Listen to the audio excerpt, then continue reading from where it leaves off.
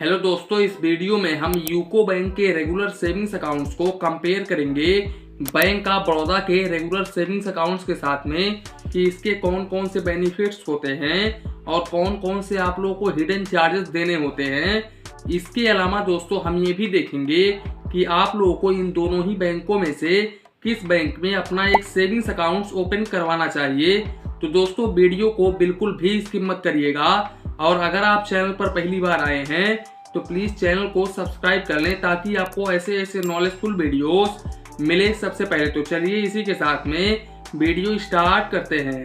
दोस्तों जानकारी के लिए हम आप लोगों को बता दें कि यूको बैंक और बैंक ऑफ बड़ौदा ये दोनों ही बैंक गवर्नमेंट सेक्टर के बैंक हैं।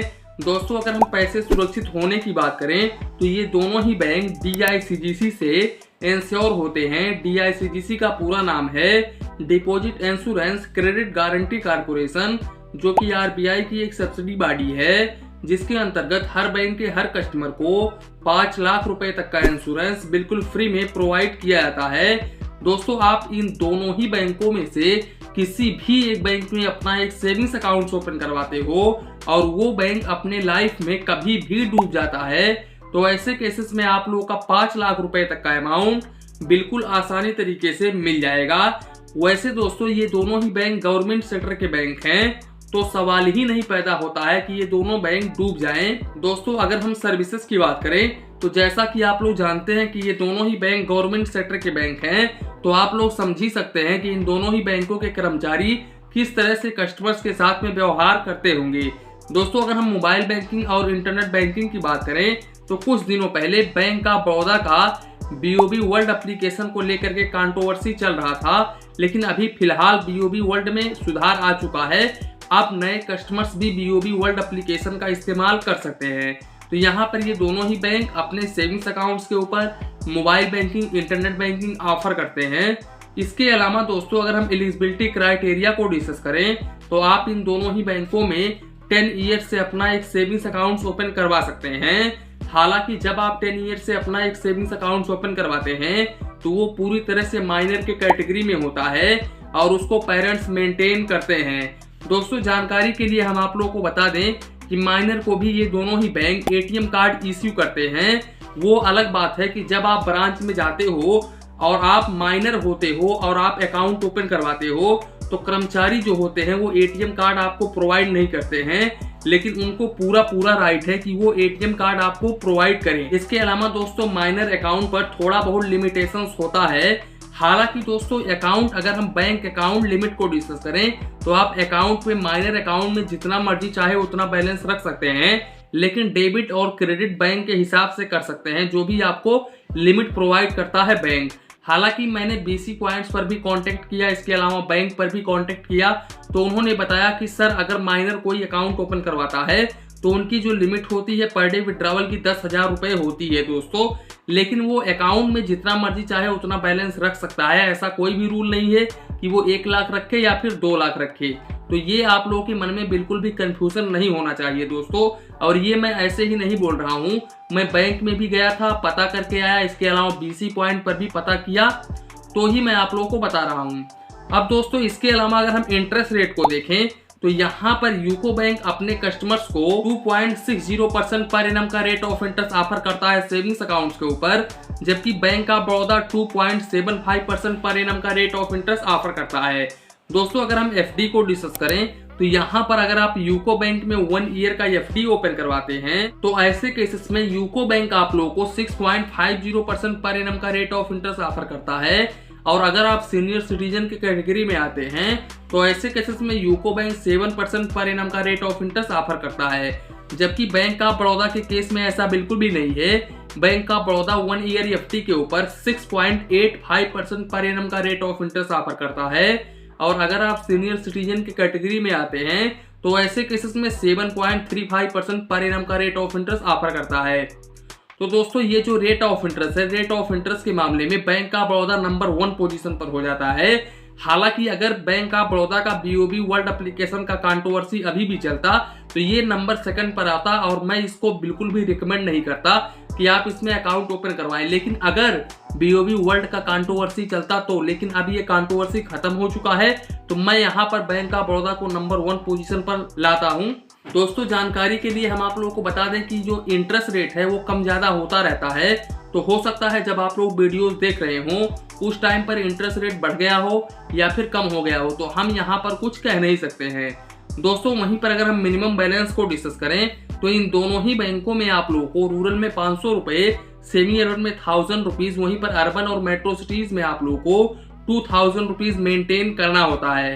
दोस्तों अगर हम चार्जेस को डिस्कस करें तो यहाँ पर minimum balance charges UCO bank में आप लोगों को मैक्सिमम 150 रुपए प्लस GST क्वार्टरली यानी कि प्रति 3 महीने में चार्जेस देना होता है, जबकि बैंक ऑफ बड़ौदा में मैक्सिमम 250 रुपए क्वार्टरली प्रति 3 महीने में चार्जेस देना होता है।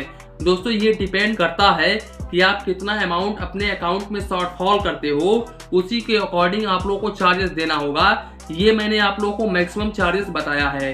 दोस्तों अगर हम SMS अलर्ट चार्जेस को डिस्कस करें तो यूको बैंक में आप लोगों को 20 रुपए क्वार्टरली प्लस GST चार्जेस देना होता है, जबकि बैंक ऑफ बड़ौदा में आप लोगों को 15 रुपए प्लस GST क्वार्टरली यानी कि प्रति 3 महीने में चार्जेस देना होता है।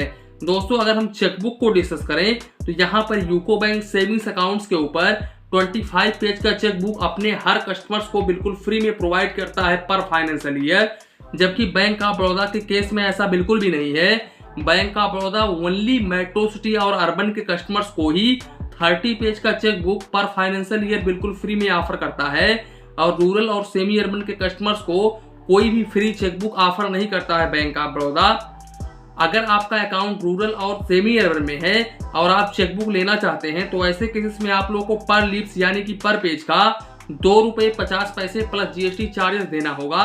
और अगर आपका अकाउंट मेट्रो सिटी और अर्बन में है और आप यहाँ पर अपना चेकबुक एक्स्ट्रा चेकबुक लेना चाहते हैं तो ऐसे केसेस में आप लोगों को 4 रुपए प्लस GST पर लीव्स यानी कि पर पेज का चार्जेस देना होगा बैंक ऑफ बड़ौदा में। वहीं पर यूको बैंक में दोस्तों पर पेज का आप लोगों को 4 रुपए 24 पैसे प्लस GST पर लीव्स यानी कि पर पेज का चार्जेस देना होता है अगर आप एक्स्ट्रा चेकबुक लेते हो तो। दोस्तों अगर हम डेबिट कार्ड को डिस्कस करें तो यहाँ पर यूको बैंक में काफी सारे डेबिट कार्ड है। हालांकि यूको बैंक का जितना भी डेबिट कार्ड है 200 रुपए से ज्यादा का चार्जेस किसी भी डेबिट कार्ड पर नहीं है, लेकिन अगर UCO bank visa EMEVA debit card offer करता है कस्टमर्स को तो ऐसे केसेस में आप लोग को 175 रुपए प्लस GST एनुअली चार्जेस आप लोग को देना होता है। और अगर आपको रुपए डेबिट कार्ड ऑफर करता है तब ऐसे केसेस में आप लोग को 150 रुपए प्लस GST एनुअली चार्जेस देना होता है, जबकि बैंक ऑफ बड़ौदा में आप लोगों को क्लासिक रुपए डेबिट कार्ड ऑफर करता है बैंक ऑफ बड़ौदा, और यहाँ पर आप लोगों को 200 रुपए प्लस GST हर साल चार्जेस देना होता है,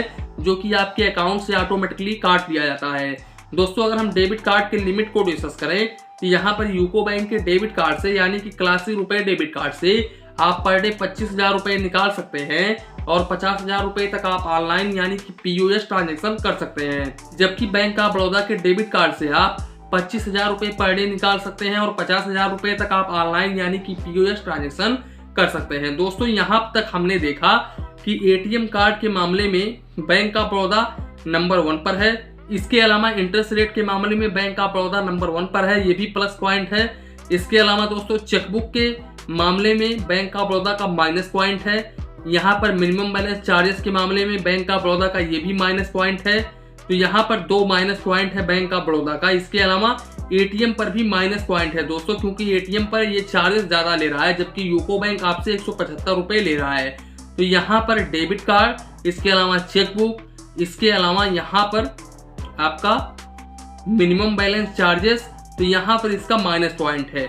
अब यहाँ पर अगर हम यूको बैंक को देखें तो यूको बैंक का यहाँ पर माइनस पॉइंट इंटरेस्ट रेट के मामले में है। इसके अलावा दोस्तों यहाँ पर मिनिमम बैलेंस में तो काफी अच्छा है, मिनिमम बैलेंस चार्जेस काफी कम है बैंक ऑफ बड़ौदा से। और उसके बाद में दोस्तों लास्ट इसका जो माइनस पॉइंट है, बस ओनली मुझे ऐसा लगता है दोस्तों ओनली यही है, इंटरेस्ट रेट के मामले में इसका माइनस पॉइंट है। बाकी सब बैंक ऑफ बड़ौदा के बराबर ही है, ओनली SMS अलर्ट चार्जेस पर माइनस पॉइंट है। यहाँ पर यूको बैंक शानदार है। दोस्तों अगर हम काउंट ऑफ ट्रांजेक्शन की बात करें तो यहाँ पर दोस्तों यूको बैंक के ओन ATM से अगर आप पैसे निकालते हैं तो ऐसे केस में मंथली आप 10 बार फ्री पैसे विड्रॉवल कर सकते हैं, और दूसरे बैंक के ATM से मंथली 5 बार, मेट्रो सिटी से 3 बार। दोस्तों अगर आप यूको बैंक के ओन एटीएम से पैसे निकालते हैं और लिमिट को क्रॉस कर देते हैं, तब ऐसे केस में फाइनेंशियल ट्रांजेक्शन अगर आपका है तो 11 रुपए plus GST per transaction charges देना होगा और नॉन फाइनेंशियल ट्रांजेक्शन पर आप लोगों को 6 रुपए plus GST per transaction charges देना होगा। वहीं पर दूसरे बैंक के एटीएम से अगर आप पैसे निकालते हैं यूको बैंक के एटीएम से, तब ऐसे केसेस में आप लोग को फाइनेंशियल में 21 rupees plus GST per transaction charges देना होगा और नॉन फाइनेंशियल में 10 रुपए plus GST per transaction charges देना होगा। दोस्तों अगर हम बीओबी की बात करें, बैंक ऑफ बड़ौदा की बात करें, तो बैंक ऑफ बड़ौदा के ओन एटीएम से आप मंथली 5 बार पैसे निकाल सकते हैं, दूसरे बैंक के एटीएम से 3 बार पैसे निकाल सकते हैं। दोस्तों अगर आप यहां पर लिमिट क्रॉस करते हैं तो ऐसे केसेस में फाइनेंशियल में 21 rupees plus GST per transaction charges देना होगा। नॉन फाइनेंशियल ट्रांजेक्शन पर आप लोग को 11 रुपए plus GST per transaction charges देना होगा। अब दोस्तों यहां तक आपने देखा कि इन दोनों में फर्क क्या है। अब यहां पर आप लोगों को ये डिसाइड करना है कि हम किस बैंक में अपना एक सेविंग्स अकाउंट ओपन करवाएं। ये वीडियो ओनली एजुकेशन पर्पस बनाया गया है। तो दोस्तों इसी के साथ में वीडियो समाप्त करते हैं। वीडियो पसंद आया हो तो प्लीज वीडियो को एक लाइक करिए और अपने चैनल फाइनेंस बैंकिंग को सब्सक्राइब करिए। मन में कुछ डाउट हो, कंफ्यूजन हो तो प्लीज कमेंट करिए। धन्यवाद, मिलते हैं नेक्स्ट वीडियो में।